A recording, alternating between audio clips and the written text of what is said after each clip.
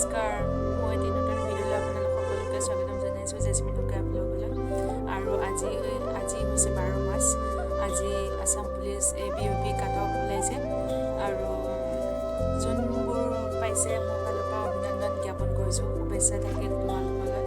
আগন্তুক দিনবোৰ যাতে ভালে ভালে যায় আৰু বেছি দিন নাই আৰু পৰীক্ষালৈ 10 দিনমান আছে আৰু 23 মাৰ্চত পৰীক্ষা হ'লে আৰু গতিকে ভালকৈ প্ৰিপেৰেশ্যন কৰা সকলোৱে।